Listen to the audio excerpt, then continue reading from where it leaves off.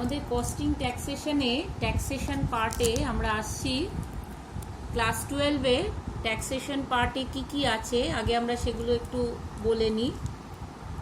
আমরা 11-এ পড়েছিলাম heads of income. সেখানে আমরা পড়েছিলাম আমাদের 5টা হেডসে ইনকাম ট্যাক্সেবল হয়। 1 number income from salary, 2 number profits and gains from business and profession, 3 number income from house property, 4 number capital gains, 5 number income from other sources. আমাদের class 12-এর সিলেবাসে আমরা এই 3টে চ্যাপ্টার পড়ব। এই 3টে head, income from house property, capital gains, income from other sources. আমরা প্রথম ক্লাস শুরু করছি ইনকাম ফ্রম হাউস প্রপার্টি দিয়ে। ইনকাম ফ্রম হাউস প্রপার্টি জানতে গেলে আমাদের ইনকাম ট্যাক্স অ্যাক্ট 1961-এর সেকশন 22 থেকে 27 পর্যন্ত ধারায় এই ইনকাম ফ্রম হাউস প্রপার্টি সংক্রান্ত সমস্ত বিষয় উল্লেখ আছে। প্রথমে আমরা যেটা পড়ব, খুব ইম্পর্টেন্ট একটা কোয়েশ্চেন, এসেনশিয়াল কন্ডিশনস বা আবশ্যিক শর্তাবলী, যেখানে আমরা দেখব কোন কোন শর্তগুলি পূরণ করলে একটি আয়কে আমরা ইনকাম ফ্রম হাউস প্রপার্টি বা গৃহ সম্পত্তি খাতে আয় হিসেবে ধার্য করতে পারি।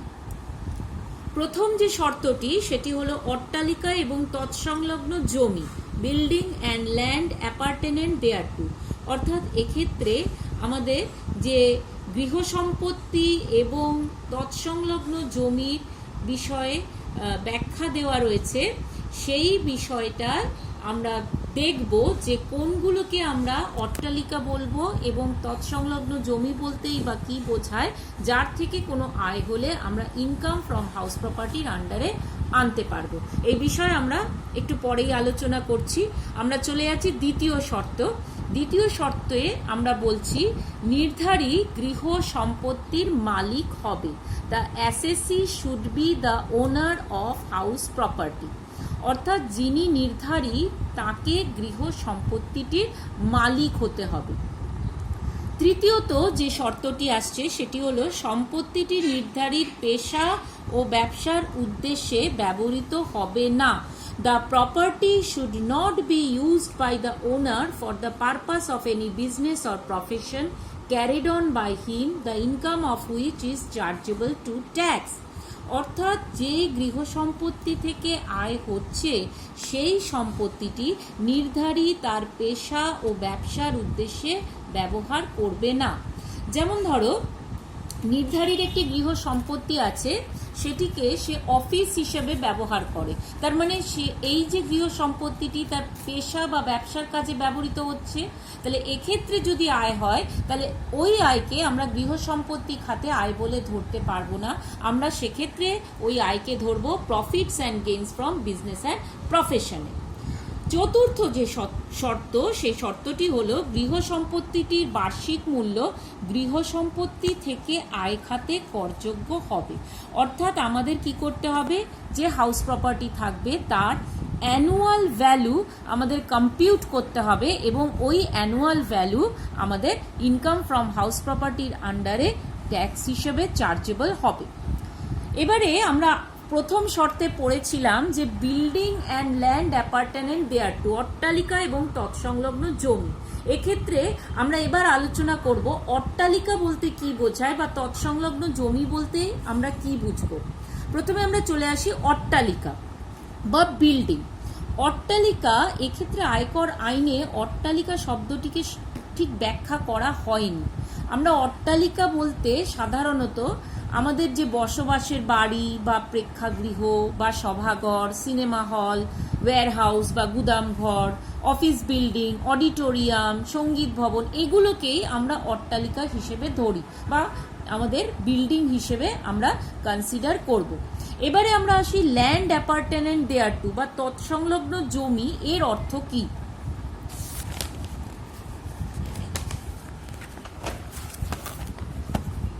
এক্ষেত্রে আমরা যে বিল্ডিং এর কথাটা বললাম সেটা আমরা আরেকটুখানি বলবো যে এই বিল্ডিং হতে গেলে বিল্ডিং এর কিন্তু ছাদ থাকার কোনো কম্পালশন নেই।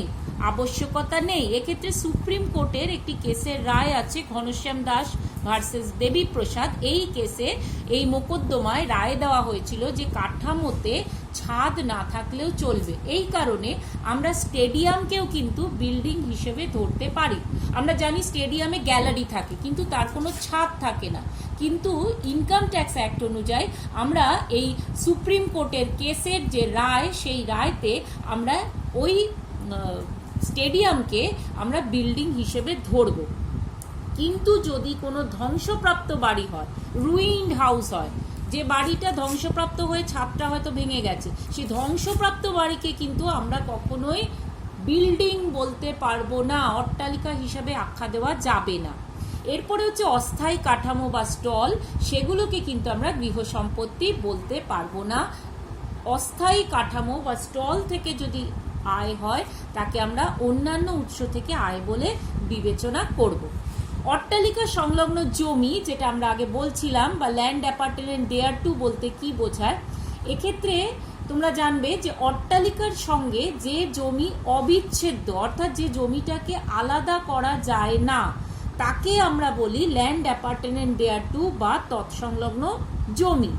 এখন ধরো একটি বাড়ি রয়েছে, বাড়ির আগে একটা গেট রয়েছে, এবার গেট থেকে বাড়ি অবধি যাতায়াতের জন্য একটা রাস্তা থাকতে পারে, বাড়ির একটি উঠোন বা প্রাঙ্গণ থাকতে পারে, গ্যারেজ থাকতে পারে, মাঠ থাকতে পারে, অনেকের সবজির বাগান করেন সেই বাগান থাকতে পারে, ঘোড়া ও গরু রাখার ঘর থাকতে পারে। তাহলে এই যে এই যাতায়াতের রাস্তা বা উঠোন বা গাড়ি রাখার জায়গা, খেলার মাঠ, সবজির বাগান, ঘোড়া ও গরু রাখার ঘর, এই সবকটাকে আমরা কিন্তু বিল্ডিংয়ের অবিচ্ছেদ্য অংশ অর্থাৎ ল্যান্ড অ্যাপার্টমেন্ট দেয়ার টু হিসেবে বিবেচনা করব।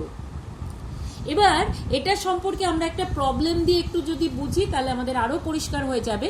যেমন ধরো আমরা একটা অঙ্ক লিখেছি যে x is the owner of land in Kolkata. X Kolkata একটি জমির মালিক। দ্য ল্যান্ড ইজ ভেকেন্ট, ল্যান্ডটা ফাঁকা জমি। ফাঁকা জমি মানে ওই ল্যান্ডে কোনো বিল্ডিং নেই, জমিটা একদম একটা ফাঁকা জমি।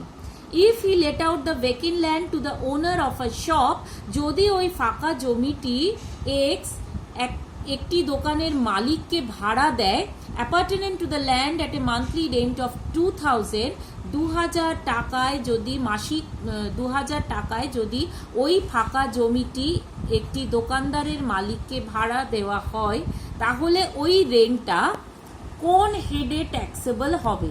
এবার দেখো আমরা এখানে কি দেখছি যে সোর্সেস অফ ইনকামটা কি? রেন্ট। রেন্ট কিসের? ফাঁকা জমির। ভেকেন্ট ল্যান্ডের রেন্ট হচ্ছে sources of income.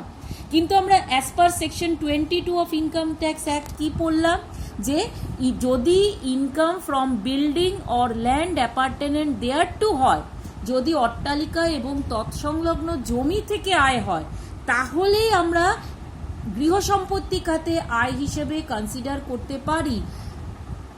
That will be considered as income under the head income from house property. কিন্তু এখানে কি হচ্ছে, ওই জমিটি কিন্তু একটু ফাঁকা জমি, সেখানে কোনো অট্টালিকার অস্তিত্ব নেই। তাহলে এক্ষেত্রে আমরা এই ইনকামকে গৃহ সম্পত্তি খাতে আয় হিসেবে বিবেচনা করতে পারবো না। As the land is vacant and there is no existence of building, it will not be considered as income from house property. তাহলে রেন্ট ফ্রম ভেকেন্ট ল্যান্ড যেটা আমরা পেলাম সেটা তাহলে আমরা কোন হেডে আনবো? That will be considered as income under the head income from other sources. অর্থাৎ অন্যান্য উৎস থেকে আয় খাতে আমরা এই ফাঁকা জমি থেকে প্রাপ্ত ভাড়া বাবদ আয়কে বিবেচনা করব। যদি এর সঙ্গে আমরা বিল্ডিংটার অস্তিত্ব রেখে দিই, এবার আমরা সেকেন্ড প্রবলেমে আসি সেরকম বলে। যেমন ধরো আমি এই প্রবলেমে বলেছি if mister X is the owner of a building. এবার কি হচ্ছে, মিস্টার এক্স বিল্ডিং এর মালিক and there is land apartment there to, এবং ওই বিল্ডিং এর সংলগ্ন কিছু জমি আছে। And he has let out the land to mister Y. এবার দেখো মিস্টার এক্স মিস্টার ওয়াইকে ওই বিল্ডিং সংলগ্ন যে ফাঁকা জমি সেই জমিটি দিয়েছে for a monthly rent of ₹2000, মাসিক 2000 টাকা ভাড়া। তাহলে এই আয়টি কোন হেডে চার্জেবল হবে? এবার দেখো এখানে এই যে ল্যান্ড যেটা রয়েছে, that is indivisible part of the building, অর্থাৎ অট্টালিকার অবিচ্ছেদ্য অংশ। ল্যান্ডটাকে আমরা বিল্ডিং থেকে আলাদা করতে পারবো না, ওই ল্যান্ডের উপর একটা বিল্ডিং দাঁড়িয়ে আছে, সুতরাং ওই ল্যান্ডটা বিল্ডিং এরই একটি অংশ। তাহলে এক্ষেত্রে যে income from this vacant land will be considered as income from house property under section 22। এক্ষেত্রে ওই যে ল্যান্ডটা হবে, ল্যান্ড থেকে আমরা যে ভাড়া পাচ্ছি মাসিক 2000 টাকা, সেই ভাড়াটা আমরা কিন্তু ইনকাম ফ্রম হাউস প্রপার্টি হেডে কনসিডার করব। আজ আমরা এইটুকুই পড়ব। পরের দিন আমরা সম্পত্তির মালিকানা বিষয়টি নিয়ে আবার আলোচনা করব।